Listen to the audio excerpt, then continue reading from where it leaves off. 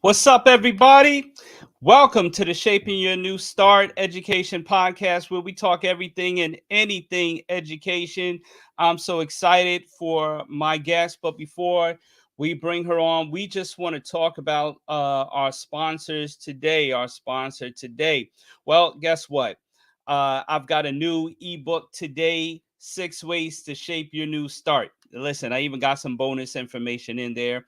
And all you have to do is go to Dr. Phil 2 /ebook. Pick it up. It's free. It's free. 6 Ways to Shape Your New Start. We believe that everyone needs a new start. Want to thank everybody for joining in.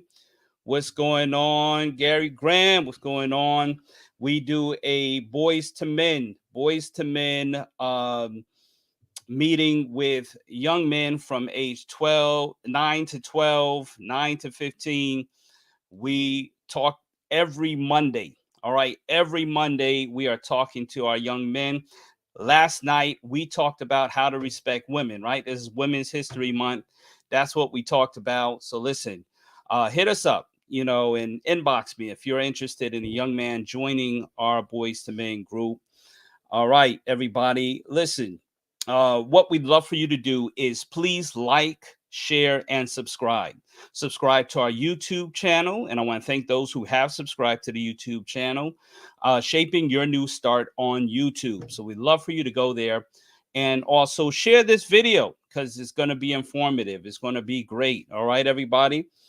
So right after this, I want to introduce my guest and I can't wait, but please go to our Facebook page, Shaping Your New Start, and like, share, subscribe to our page, also on YouTube. All right, everybody, here we go. Shaping Your New Start podcast, and I am your host, Dr. Phil 2. Everyone needs a new start.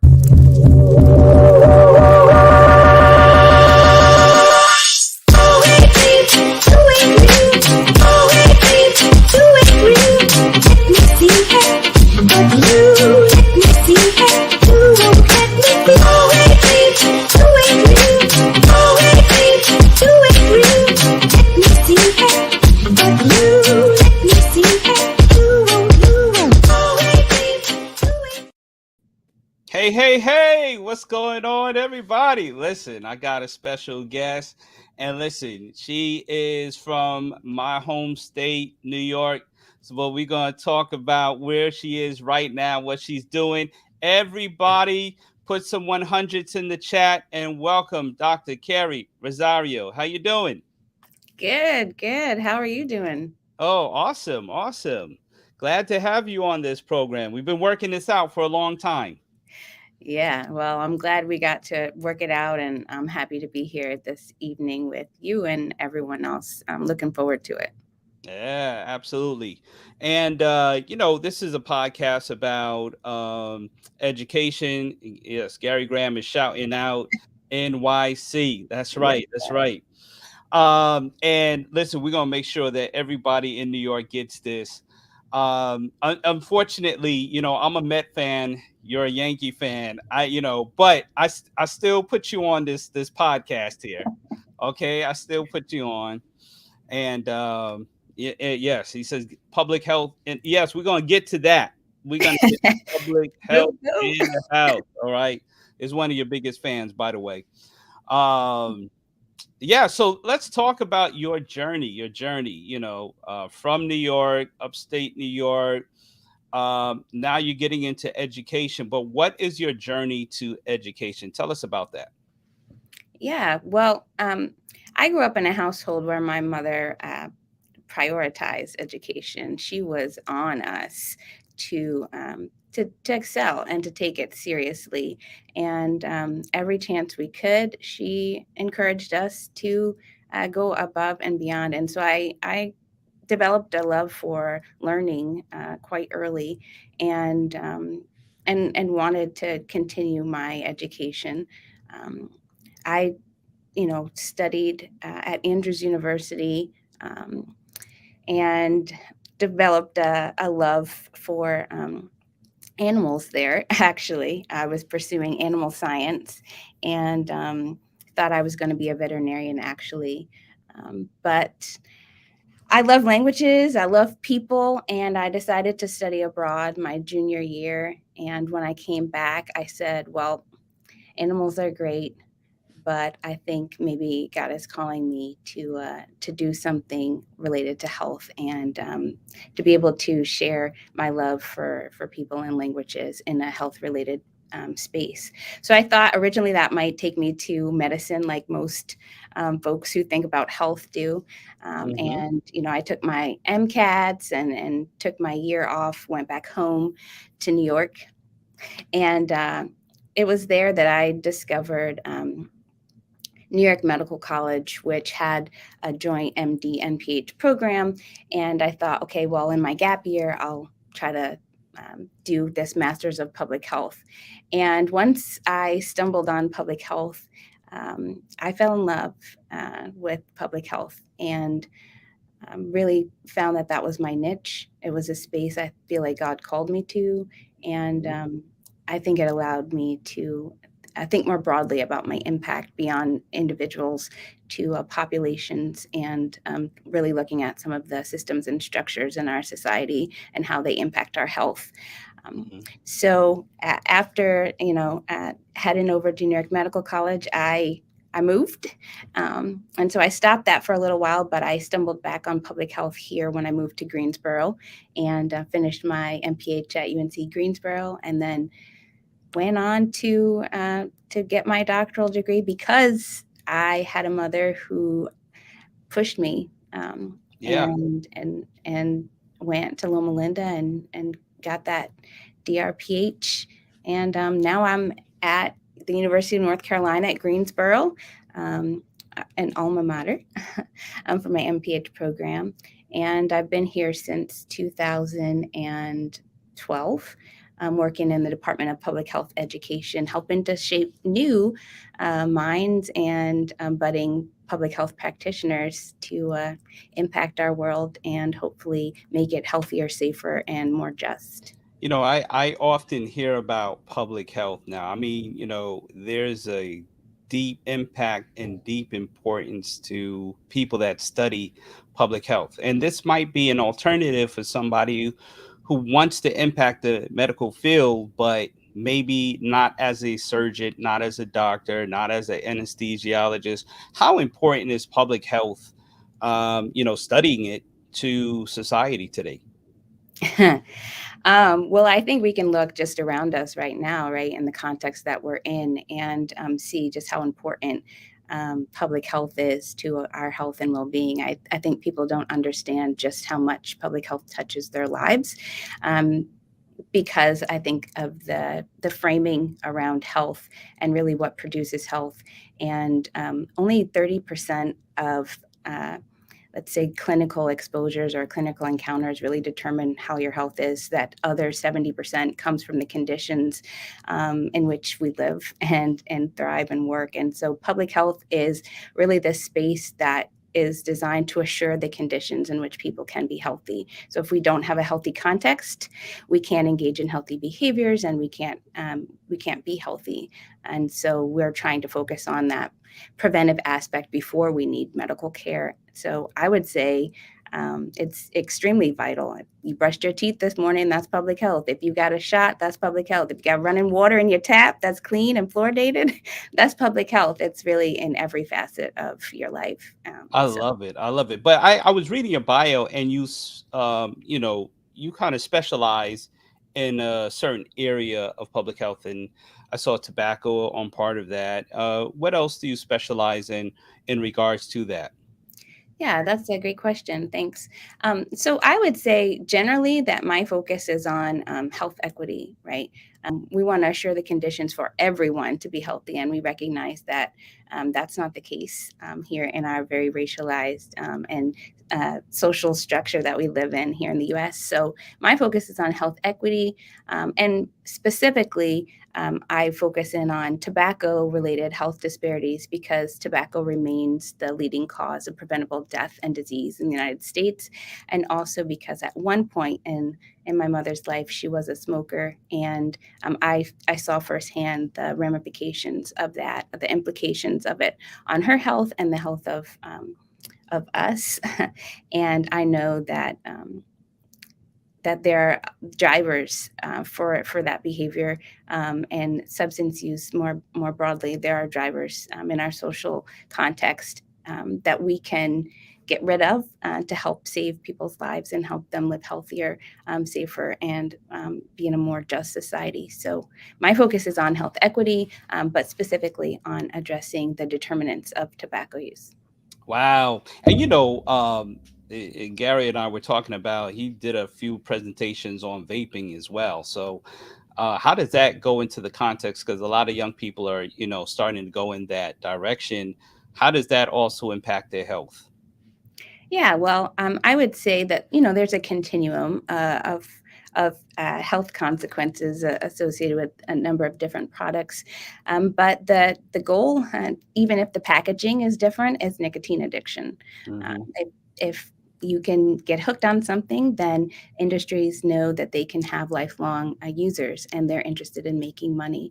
So there are definitely ramifications to using vaping products or e-cigarettes, nicotine addiction being the primary one, but there are also cardiovascular health implications as well that folks don't really think about. Often our minds shift generally to lung cancer and lung illness, which makes sense, right? You're smoking or inhaling these Hmm. products into your lungs. But there are other consequences for use of these products as well. And I would say for vaping, primary focus is to prevent youth from being addicted to products that they would otherwise not use.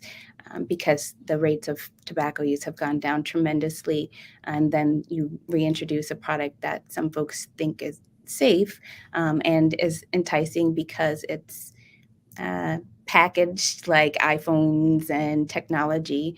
But really, the goal is to keep you, to rob you of your power and control, and to force you into a cycle of addiction that we want to prevent.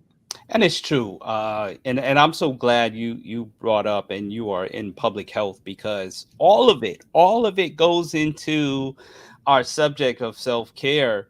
And sometimes society packages the distraction in such a nice package. Good music, good commercials, good TikTok videos, right? And we don't understand how addicted we are to some things. Sometimes we've got to like fast from our phones, or fast from picking it up, because the first thing we reach for in the morning is that phone, right? And so a lot of things are packaged to keep us addicted to something, keep us going. And that's kind of like where we trend from day to day. So educators out there, if you want to encourage somebody to go into a field, I definitely recommend public health, masters in public health. She has her doctorate in public health. That's the next level right there. All right, you just hit another percentage that a lot of people don't go to. In fact, I'm going to encourage some others that may have the masters to go for that doctorate. Okay, I'm talking to my boy specifically, but anyway, I'm just messing with him. This goes into self-care because that is another subject that has come up now as educators. A lot of educators getting burned out. I mean, straight burned out. So, and it doesn't have to be, tobacco is one thing, and probably that's even another full podcast that we can talk about. But we have educators going into the building every day, or they're teaching virtual, they're teaching in person. And even for the student, it's becoming burnout. We're getting close to the end of the school year, and so many, and that's why I really go by shaping your new start, because every day can be a new start. Every day can be a reset. First, before we get into some points about self care, how important is self care to society? I think it's hugely important and often overlooked, right? So we live in a society that prioritizes doing rather than being. And I think that's something that we have to normalize or re-normalize, Hmm. and it's a priority to take care of you. You are worthy of being here and existing at your highest level. And as you mentioned, there's a lot of burnout going on right now. People are exhausted. That's because our society's pushing us to the brink, and we feel like we have to keep going and keep being pushed in order to survive in it. And I would just caution us to rethink that, as I had to. I'm talking from my own lived experience, um, that you just have to press pause and reprioritize. That's right. That's right. You gotta step back and like I said, listen. I know you just went out of country. I did too. It's about setting, pressing that reset button. It's about like, hey, listen, my health is important, my mind is important. There's so many stressors around. I mean, I'm sure a lot of students realize what really happens in their home when they're away at school. Now they're home, pretty much 24/7 to endure that. Now they're back in school, but with the memories of what they saw at home or what they experienced at home. Teachers are and principals, even principals are getting worn out because a lot of teachers are leaving the field, and now they've got to find replacements. And so it's becoming a stress. What are some ways people can experience? How can they press that reset button, that new start button in their life, and really experience self-care?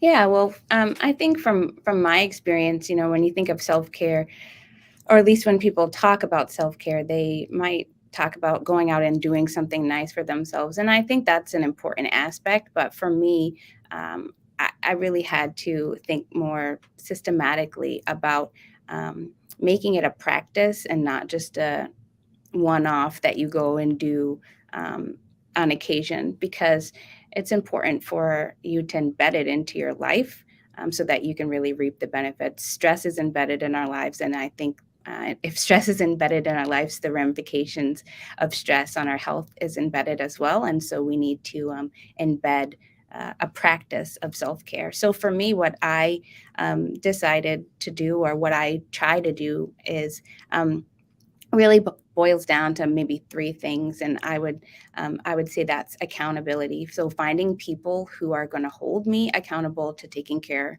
of myself, to prioritizing myself when I am going back in the grind of not thinking about me. Having people in my corner who are saying, wait, hold up, Carrie, let's rethink this, has really been helpful for me in this past year, or past 2 years in particular. So surrounding myself with people who are going to hold me accountable to taking care of myself.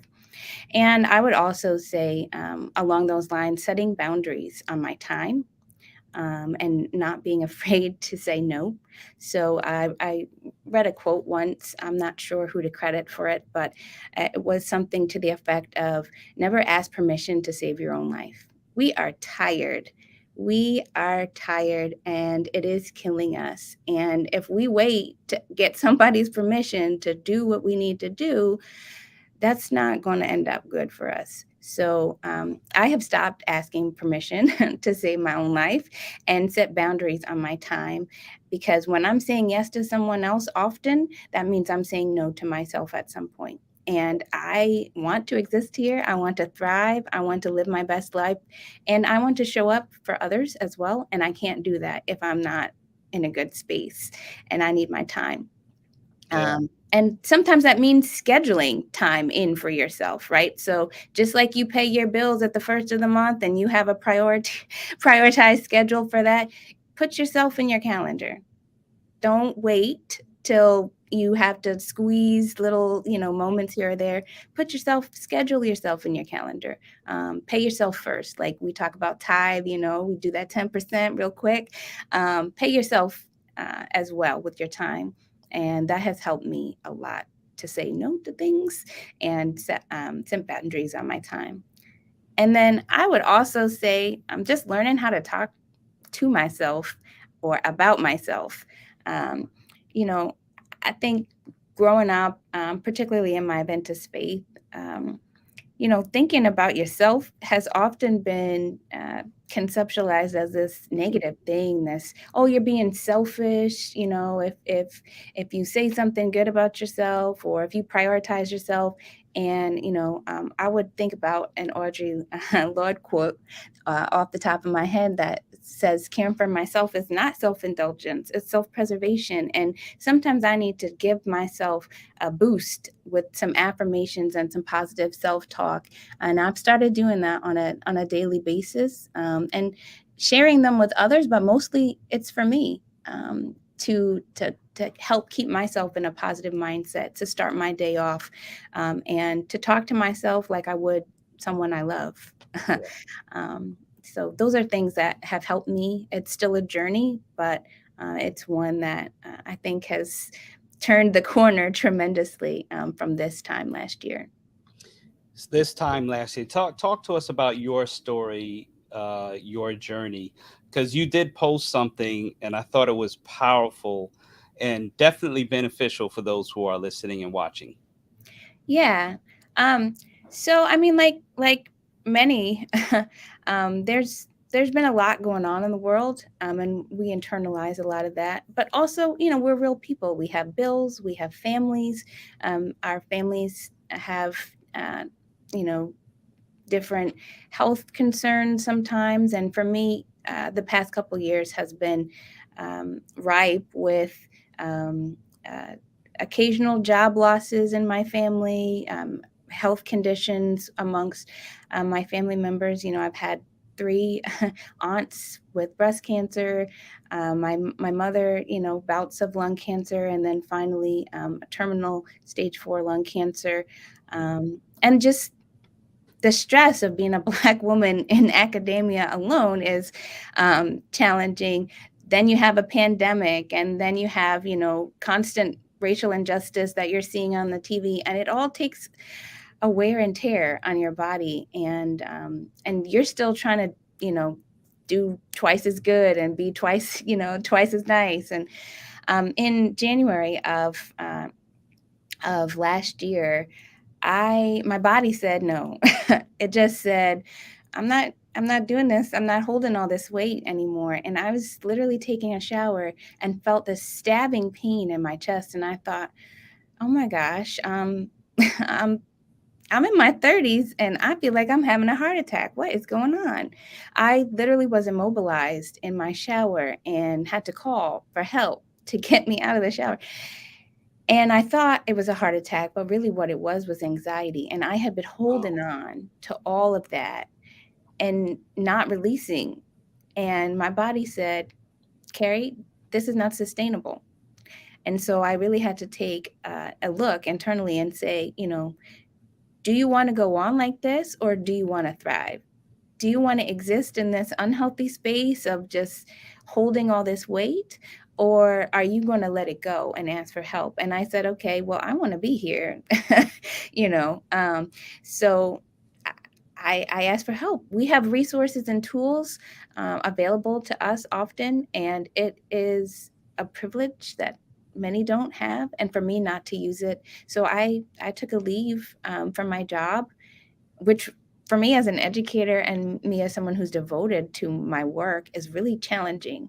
Um, because you feel like you're not showing up for them. You feel like you're um, being selfish.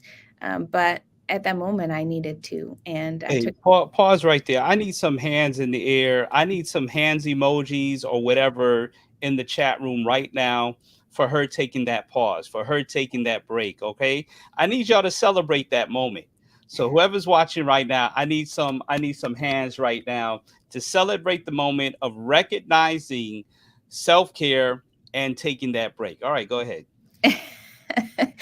Thank you, thank you. I really appreciate that. It means a lot. And it was challenging. It was hard. We have everything in society telling us, "Hey, keep pressing, keep pressing." You have to be that strong woman. You have to be that strong woman. And sometimes being that strong woman is saying no.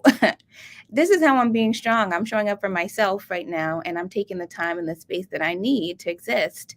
And that's what I did. And I'm thankful for the folks in my life who held me accountable to that, who encouraged me to ask for that space and time, um, and allowed me to really think about the boundaries that I needed to set for myself in order for when I come back, that I can show up in the way I need to, and in a way that is going to continue to be sustainable for me.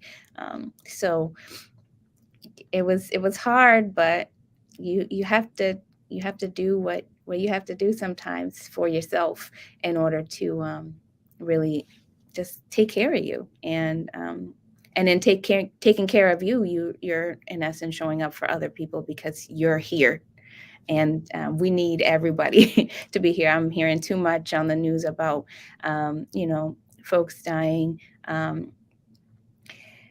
by suicide, or by other means, and we need folks in this world to help it be safer and healthier and more just, and we can't do that if we're so worn down by stress that it's just killing us early. And we can take some steps, but we also need society to take steps too, and not to just put it on us.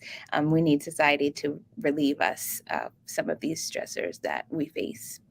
Yeah, even as you're speaking right now, I got people watching right now that tell me, hey, take a break. I see you ripping and running. Take a break, get some rest. And that's that accountability part. There's always somebody in your ear saying, hey, you know what, take a rest. And shout out to my wife who recognizes when I need to take a nap, right? I'm like, hey, hun, I ain't feeling it right now. I got to go lay down, right? And if she says the same thing to me, hey, go right ahead. I got this, and it takes that team effort to help somebody along. But I applaud you for recognizing, as she said, recognizing that you needed to take a break. A lot of people recognize it, but they don't take the next step. They don't shape their new start in doing that. And that's what this is all about, shaping your new start, about recognizing I need to start over. I need a reset. And that's what you did. And how are you feeling a year later? I'm in a very different space. I feel generally good. I mean, I'm still in the journey, so I can see some change, uh, but it's like I said, it's a practice. It's not something that you just do once and then that's it. It's a constant journey, and I'm thankful for those folks who continue to keep me accountable on this journey, continue to remind me to set those boundaries, and continue to breathe into me the need for positive self-talk. And it's not that folks have a poor self-image or low self-esteem. It's more of just this ability to recognize that it's okay to take a break. It's okay to step back. It's okay to invest in yourself, and that it's not It's not selfish, it's healthy, actually.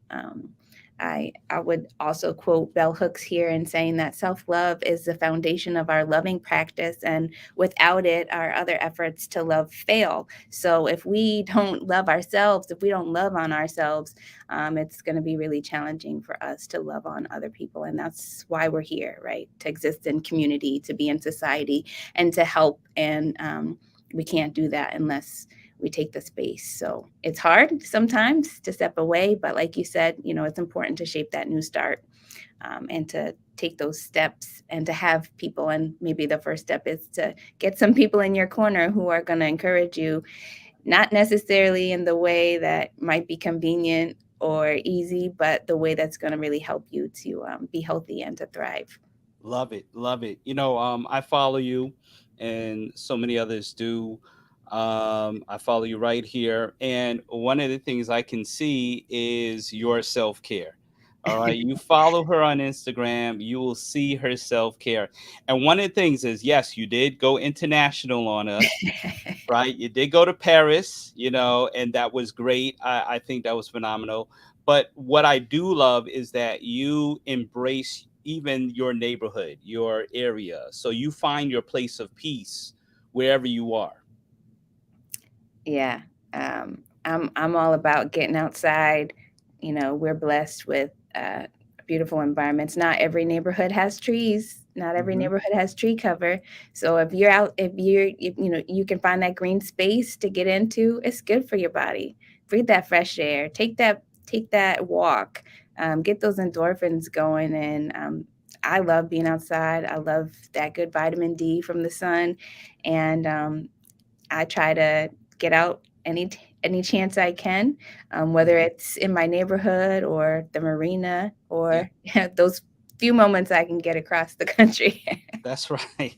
That's right. I love it. I love it. So listen, everybody, make sure you have somebody that's holding you accountable. Okay, to your sanity, to your breaks. Make sure you're setting boundaries on your time. All right. One of the things my wife does is she has a limit for bedtime. She's like, "Y'all going to bed now. All right, this is my time. Don't mess with my time, okay?" And so, as a Love it. parent, you've got to have your time. You got to have your time, even on the everyday schedule. Schedule yourself in your calendar. I think that's a powerful point. Schedule yourself, whatever it is. Sometimes it's a massage. Sometimes it's going out for a nature walk. Whatever it is, schedule yourself. Make yourself a priority. Positive self talk, and I struggle with that a lot.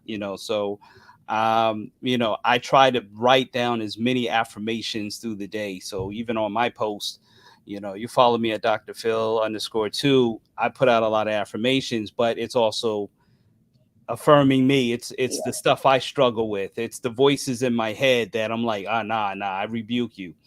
I got to get to a place. exactly. So, everybody, you can check her out on Instagram, Dr. C Rosario. All right, and you can check her out, Dr. C Rosario. And you listen, she's a positive influence, definitely. Do you do speaking? Do you speak at schools, or do you speak at different events? I don't know. I'm just asking. um, on occasion, I'm trying to mind my calendar right now. So, Yes. but on occasion, I've got something scheduled for next week, actually, at Texas Tech. But um, high schools, I have not really put them on my calendar. But I'm all about empowering people, particularly young people, and especially women and youth of color. So, um, look me up and we can get in a dialogue. I'm happy to chat. Absolutely, absolutely. Listen, this has been great. Thank you so much. You've poured into so many people that are watching and listening, and so I want to thank you so much. Let me just give a word, a real quick break to our sponsors. Right over in North Carolina, you have Dr. Stephen Bond. He has a book, Perseverance in a Strange Land. In fact, congrats to him. He just got voted on the Social Studies Board in North Carolina, the only African American on that board. So shout out to you, Dr. Stephen Bond.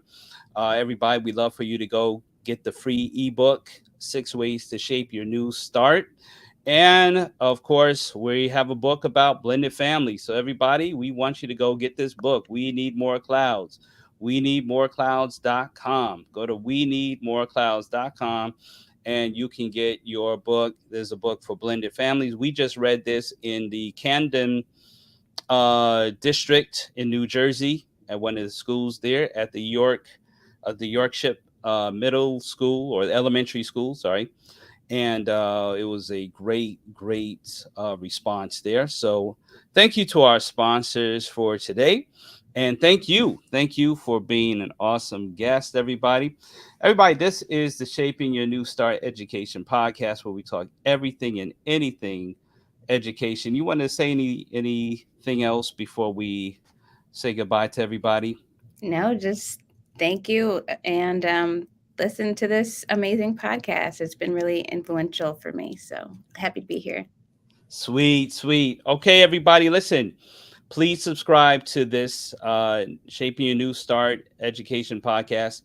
Subscribe. We're also on Spotify. We're on Apple Podcasts, Google Play. Subscribe there as well so you can listen later.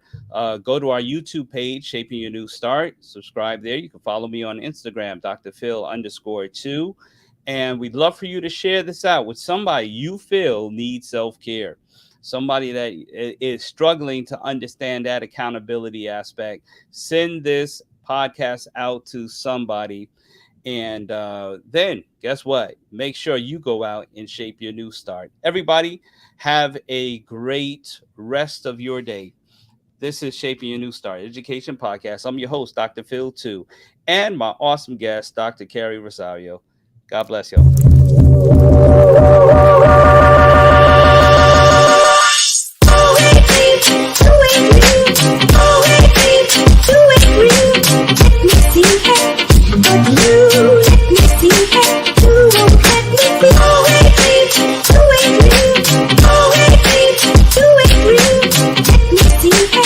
But you